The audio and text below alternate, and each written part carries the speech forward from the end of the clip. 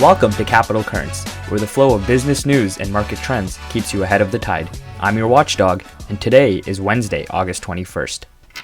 In this episode, Eli Lilly, the makers of Zepbound, have investors hyped. Boeing is back on the headlines, this time regarding their 777 plane, and I have an update about the Paramount deal. The stock market is on a roll right now. Both the S&P and Nasdaq moved higher to start the week, making that 8 straight positive days in a row. In fact, that's the longest winning streak of the year for both indices. It looks like the market has fully recovered from the panic earlier this month, and the S&P is now within 1% of making all-time highs. The way things are moving right now, we might even get all-time highs this week. Eli Lilly reports that its competitor drug to Ozempic has another benefit. Ozempic, Mounjaro, and Zepbound were originally created to lower A1C in diabetes patients, but are being used as weight loss drugs. Because of that, these companies just can't make enough of them right now. Eli Lilly is so close to entering the $1 trillion club. Today, the pharma company released results from its recent trials and found that the drug helped prevent pre-diabetic patients from transitioning to type 2 diabetes. The drug helped reduce the risk of type 2 diabetes in 94% of the 1,000 pre-diabetic patients during the test period of 176 weeks. So not only will this drug help you lose weight, but it will also potentially protect you from getting diabetes. Eli Lilly shares are up 5% with these new results. Boeing has another problem on its hands, this time with its 777 fleet. Boeing is grounding the entire test fleet after an inspection found cracks in a key engine mounting structure. Boeing has orders for 540 of the new aircraft, and it plans to start delivering in 2025. But the impact of its latest problem on the plane's launch date is not known. It's already 5 years behind schedule. This inspection originally was not meant for the 777 fleet. It was meant for the 787 Dreamliners after Latham Airlines jet took a sudden nosedive after a cockpit seat was reportedly moved. Boeing has to stop testing these 777 airplanes, which seems counterproductive in my opinion. It seems like more testing is what's required. Shares of Boeing are currently down 5%.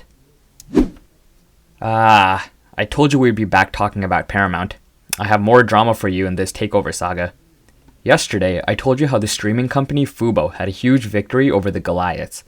Well, the chairman of Fubo, Edgar Bronfman, submitted a $4.3 billion bid for Paramount. I told you how Skydance Media previously agreed to buy Paramount for $1.75 billion.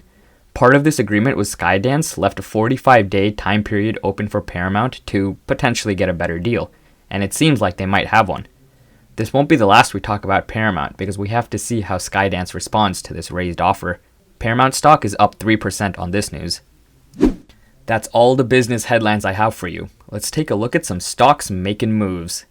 Last week, we saw Home Depot's earnings, and yesterday after hours, Lowe's posted a mixed Q2 earnings report and lowered its full-year guidance. This shouldn't be much of a surprise because it's similar to Home Depot. The retailer beat earnings for the quarter but provided a downbeat guidance. Same-store sales decreased by 5.1%. Logically, this makes sense. The housing market is frozen due to high interest rates, and that's going to have an impact on Lowe's business. But with the upcoming rate cuts in September, the housing market could thaw, and that could be a boon to the home improvement business. On the flip side, shares of Palo Alto Networks are up after the company beat earnings. The cybersecurity company reported that 90 customers shifted from just using one product to using multiple products, compared to the 65 in the previous quarter. Palo Alto Networks also raised its outlook for the rest of the year. I'm guessing this has something to do with the CrowdStrike debacle, and Palo Alto Networks might be capitalizing on some of those customers. Palo Alto stock is up more than 8% in the reaction to these earnings. In other news, Elon Musk's $44 billion acquisition of Twitter has become the worst merger finance deal for banks since the 2008-2009 financial crisis. A group of 7 banks, including Bank of America and Morgan Stanley, lent $13 billion to Elon to take Twitter private in October of 2022. Usually, banks quickly sell loans to get them off their balance sheets, generating money from fees in the process. But X's financial performance fumbled the bag, and as a result, the banks that financed the deal were unable to sell the debt without racking up big losses. This is known as the debt being hung, and this makes Twitter the biggest hung deal of all time. That's all for today's show. Keep navigating those waters and see you tomorrow.